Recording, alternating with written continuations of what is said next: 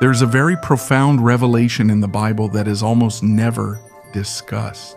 Even though it has been written for a long time, it still remains hidden from the sight of most people. Within the pages of Scripture, there are hints about beings that existed even before Adam was alive. Beings that were already there when the stars were just being born. In fact, they are the witnesses to the first sound that shaped the seas. They are the ones who witnessed the first mountain slowly rising from the earth. But the question is, who are they? Why are they rarely mentioned in church sermons today?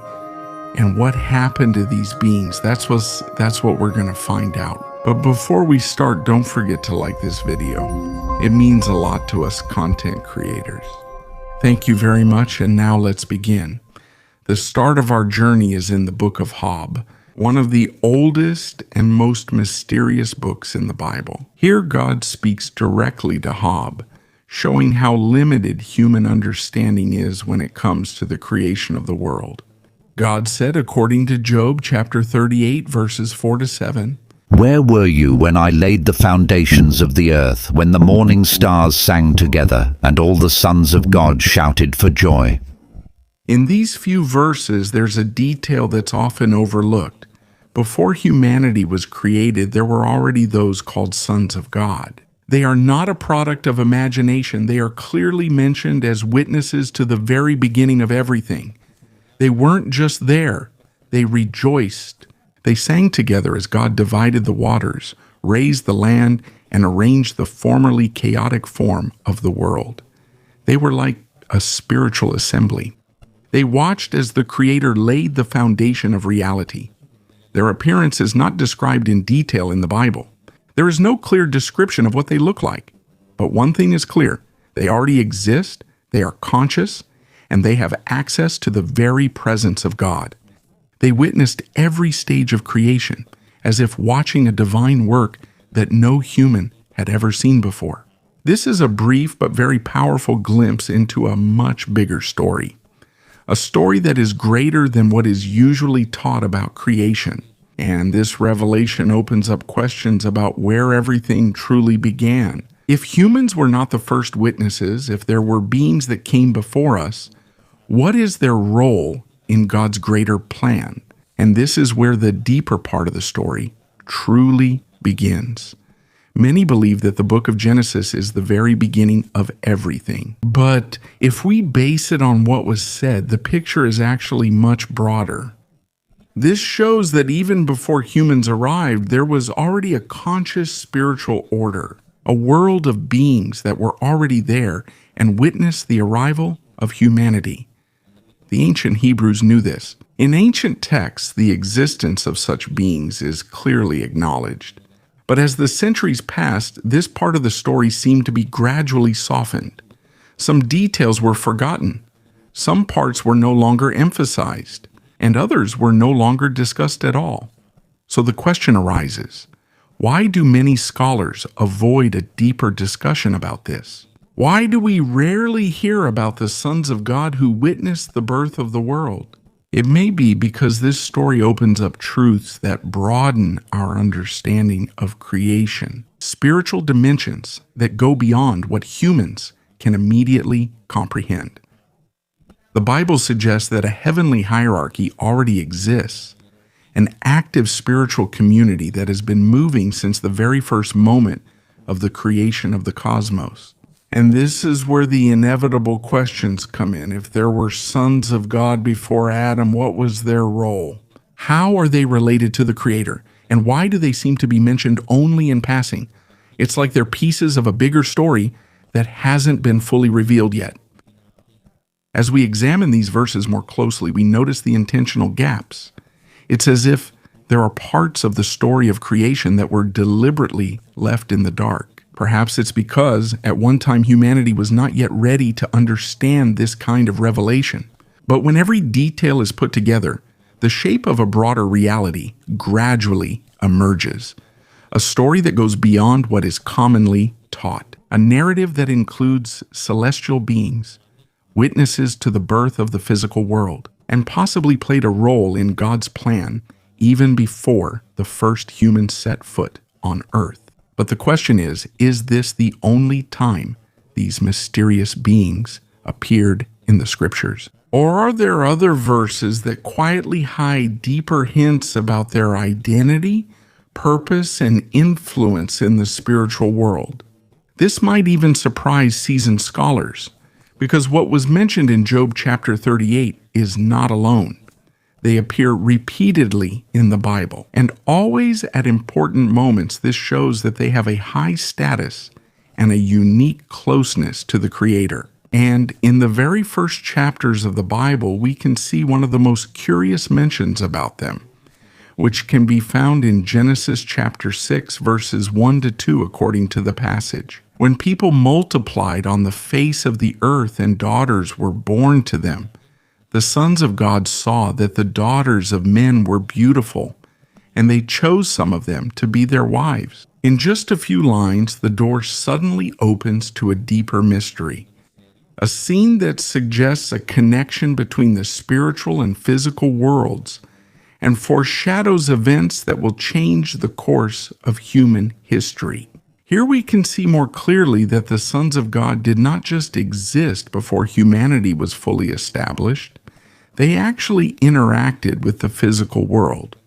According to the text, they saw the beauty of the daughters of men and united with them. And here the question naturally arises, were these beings purely spiritual, or did they have a form that could move between dimensions, able to enter the material world and interact with humans? The Bible doesn't answer this directly, but there are enough hints to suggest that their nature is more complicated than what is commonly taught. If we go back to the book of Job, there's another scene that further strengthens this picture. In Job chapter 1, we see a strange event. According to the verse, there came a day when the sons of God presented themselves before the Lord, and Satan was with them. Here we see a heavenly assembly, a true divine council, where these beings have direct access to the presence of the Almighty. The most surprising detail is that Satan was there among them, as if he still held a formal position in the spiritual court, even though he was already in rebellion. This suggests that at that time Satan was still counted as part of the Ben Elohim, a revelation that can change our usual perspective on how the spiritual world works. There is another verse that further strengthens this picture. In Psalm 89-6 it says, For who in the heavens can be compared to the Lord? Who among the sons of the mighty can be likened to the Lord? In the original Hebrew, the phrase sons of the mighty is also Ben Elohim. It's the same term used for sons of God. This shows that these beings dwell in heaven and have a high status. They are part of a hierarchy beyond what the human mind can comprehend. They are not ordinary. They are not insignificant beings. They belong to the highest ranks of the heavenly assembly. There's another important detail. Their very title. They are not just called angels.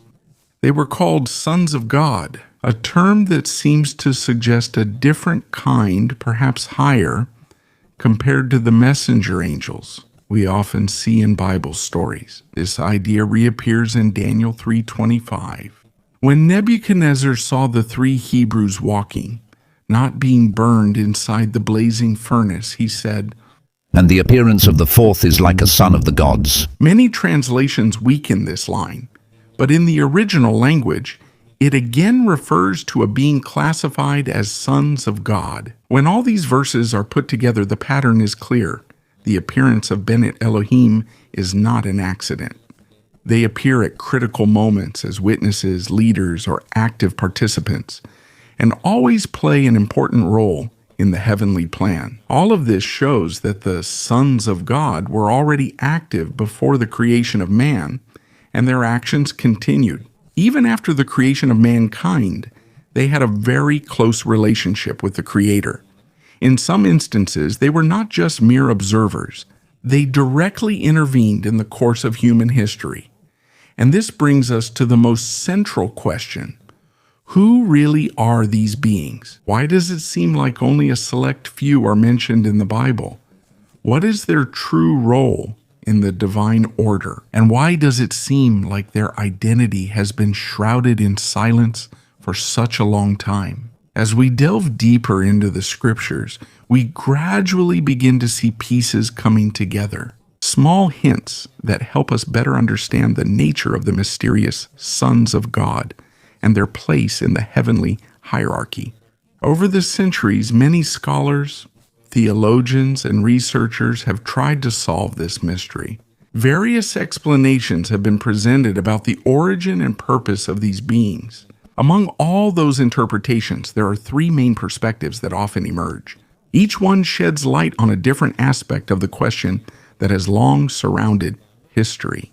The first is called the angel theory, the most traditional perspective within Christianity. According to this, the Sanskrit of God are angels created by God even before humanity was created. These are high-ranking angels, so they are part of the divine council and have free access to the heavenly throne. The Book of Enoch, although not considered canonical by many traditions, reinforces this idea through the story of the so-called Watchers, angels, who came down to earth and took human women as wives. This is consistent with verses such as Hebrews 12, chapter 1, verse 14, which describes angels as ministering spirits. This can also be seen in many accounts in the Bible where angels appear to people in physical form. It's very true that they are often mistaken for ordinary men.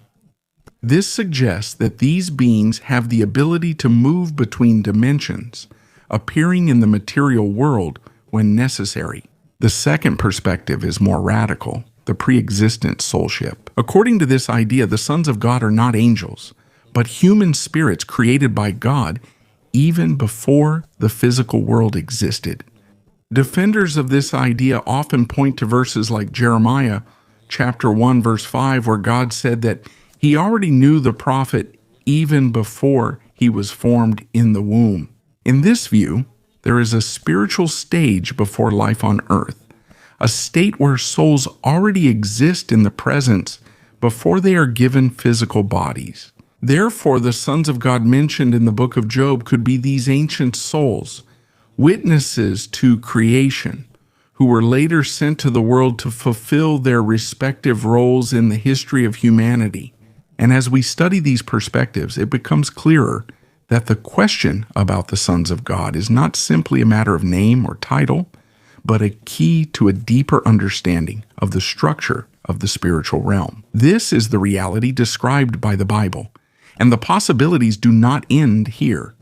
There is another perspective that deepens the mystery even further, and that is what we will discuss next. The third perspective is called the gap theory. And this has the deepest and most dramatic explanation about the origin of these beings. According to this idea, before Adam was created, there was already a previous creation. An ancient world existed, but it was destroyed before the scene described in Genesis 1-2. In this reading, the Hebrew word tohovohu, which is usually translated as formless and void, does not mean the very beginning of everything, but rather the result of a great destruction, a cataclysm that left the world in a ruined and chaotic state. If this is connected to the rebellion of Lucifer and 1/3 of the angels, as some theologians suggest based on Isaiah 14 and Ezekiel 28, then the sons of God could be remnants from that ancient order. Here, the book of Enoch reappears as a supplementary narrative. It describes how the 200 watchers led by Samyaza descended on Mount Hermon and shared forbidden knowledge, metallurgy, sorcery, and astrology. From this unnatural union, the Nephilim were born. The giants mentioned in Genesis 6:4, considered by many as physical evidence of the connection between the two worlds. Although these three perspectives differ, each has its own strengths and weaknesses, but there is one detail that cannot be denied. The scriptures have deliberately maintained a veil of mystery over the true nature of their existence. And it may not be an accident. It may be an invitation not to remain at a superficial reading, but to recognize the depth and complexity of divine creation, a reality that seems to have different levels of existence and spiritual order beyond what humans can immediately comprehend. What is clear is that these beings have an extraordinary position within the heavenly hierarchy. They played important roles on the planet, and God's question even before humanity emerged. But here, new questions arise again. What is really their purpose? What role did they play in the governance of the cosmos? And why did their presence seem to become quieter after the creation and fall of man? Even if the Bible does not give all the answers directly, there are enough hints to reconstruct this part of the story. And as we carefully examine the different verses, we gradually catch a glimpse of their main role in the divine plan. One of the most astonishing verses in Scripture is Psalm 82:1, a line that seems to suddenly lift the veil and reveal a rare and majestic scene. God stands in the divine assembly. He judges in the midst of the gods. Here, the Hebrew word Elohim does not refer to idols or false gods, but to heavenly beings with great authority, members of an assembly over which God himself presides. This is a powerful statement. It shows that there exists a kind of heavenly council, composed of beings with administrative roles in the spiritual governance of the universe. And at this point, it's clearer that the story of the Bible is not just about the earth and humans. It's an account of a much broader kingdom, a cosmic order where God is supreme. And under him are beings who have long been moving, observing, and sometimes intervening in the course of history. And as we get closer to the bigger picture, it becomes clearer that the mystery of the sons of God is not a side story, but a vast and important piece in the broader design of divine reality. This idea is not alone. It appears again in 1 Kings 22:19-23. Here, the prophet Micaiah told a vision. He saw the Lord sitting on his throne, surrounded by the whole host of heaven. The important detail in this scene is not just the gathering. There is a conversation happening, a deliberation. According to the account, God consulted the heavenly beings on how to carry out the judgment against King Ahab. This reveals a surprising truth. The sons of God are not just silent observers. They are active participants in the divine administration. They take part in decisions that have a direct impact on events on earth. All of this is according to the will of the Creator. Taken together, these accounts depict a celestial court, a heavenly assembly that serves as witnesses to creation, advisors and enforcers of the divine plan.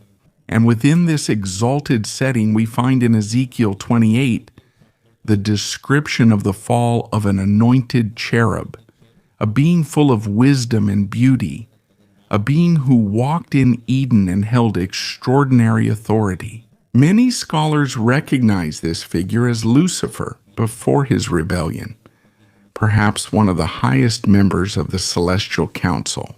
Lucifer's rebellion, mentioned in Isaiah 14 and affirmed in Ezekiel, marked a profound rupture in the divine order. His fall, followed by the fall of 1/3 of the angels symbolically mentioned in Revelation 12:4, may have created a significant gap in the spiritual administration of heaven. And this is where an important possibility comes in. It is possible that the creation of mankind is itself part of God's plan to fill that gap, to establish a new administrative order in the cosmos. Psalm 8-5 says that man was created a little lower than the angels, but was crowned with glory and honor. And Genesis 1:28 confirms that God entrusted Adam and Eve with the stewardship of the whole world. This transfer of authority may explain why Satan has such intense hatred toward humanity. As one of the principal sons of God, he witnessed the moment when a portion of the responsibility and power once held by the heavenly order was given to creatures made from dust. The loss of that position may have fueled his desire to destroy God's plan. And this is what he did by tempting Eve and leading Adam into disobedience. From that moment on, the course of history changed, not only for mankind, but for the entire spiritual order surrounding the world. And at this point, it becomes clearer that the battle is not just physical. This is a conflict of authority, loyalty, and place within the broader design of God, a battle that began even before the first step of humanity. If the sons of God played such a significant role before humanity was created, why does their mention seem to diminish after that? One possible explanation is this: many of their responsibilities were gradually transferred to humans. If heavenly beings used to oversee creation, that responsibility has now been entrusted to the human race as part of God's greater purpose.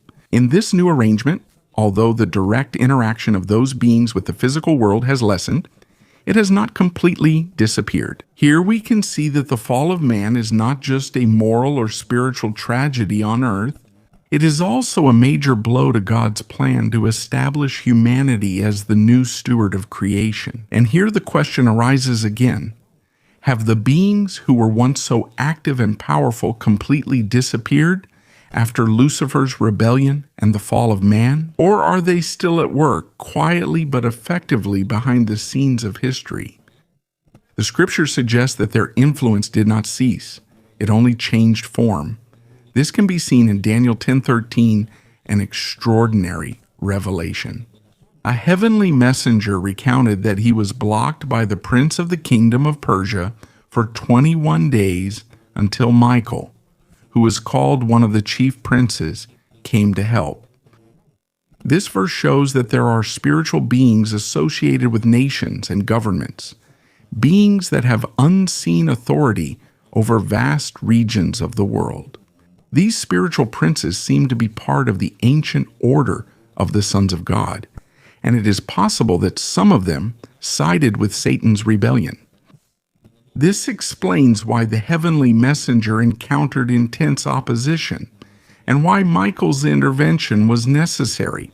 The description of Michael as one of the chief princes indicates a very high rank, one of the sons of God who remained loyal to the Creator. His role in the spiritual war reveals a complex and active hierarchy that operates beyond what humans can perceive. This interpretation is further strengthened when we look at Ephesians 6:12. According to Paul, For we wrestle not against flesh and blood, but against principalities, against powers, against the rulers of the darkness of this world, against spiritual hosts of wickedness in the heavenly realms. here the apostle clearly describes an unseen war, a conflict made up of different levels of spiritual authority, beings that continue to influence the human world in deep and often unnoticed ways. This verse reinforces the idea that even though God has entrusted mankind with the stewardship of the earth, the spiritual battle has never ceased. This is an ongoing conflict between the sons of God who remained faithful and those who chose rebellion. And the terms used in the scriptures are not merely symbolic titles. They indicate clear levels of authority in the spiritual realm. It seems that these beings still belong to the same kind once called sons of God. The only difference: some remained aligned with the holy plan, while others strongly opposed it. In the midst of all this, humanity holds a unique position, created to rule over the physical world, but placed at the center of a conflict that spans across ages and dimensions. Jesus, whom Pablo called the last Adam in 1 Corinthians 15:45, came to reclaim what was lost by the first Adam. Every time he calms the storm, heals the sick, and casts out demons, he shows what true authority should have looked like for mankind from the very beginning. He showed the kind of rule that was not corrupted by fear, sin, or deceit, and through him, that authority was restored to the believers. You can see this in Luke 10:19, where Jesus said, Behold, I give you authority to tread on serpents and scorpions, and over all the power of the enemy, and nothing shall by any means harm you. This statement points back to the original purpose in Eden, a humanity that rules with justice, discernment, and strength that comes from God. This is further expanded in Revelation 26, where it is promised that the saints will reign with Christ in the millennial kingdom as priests and rulers. This implies the complete restoration of the administrative role that has long been associated with the sons of God. And the revelation becomes even more astonishing when Paul says in 1 Corinthians 6-3, Do you not know that we will judge angels? a statement that goes against what many people commonly believe.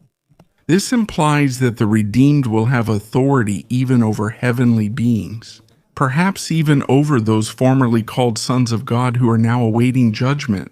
As we approach the end of this vast cosmic drama, there is one unavoidable question. Are we, as humanity, living according to the purpose we were given? Or are we repeating the same mistakes of the heavenly beings who fell before us, choosing pride, rebellion, and forgetting the Creator? If we look at it from this perspective, the Bible is not just a record of man's redemption. It is also a chronicle of a war that has lasted for thousands of years, a battle involving beings who witnessed the laying of the foundation of the world and who in some way are still involved. And some are still involved, and perhaps everything we've discussed is just the initial layer. There are even deeper mysteries in creation. There are chapters of sacred history that are not yet fully understood, secrets that will only be fully revealed when we come to know completely, just as we are fully known.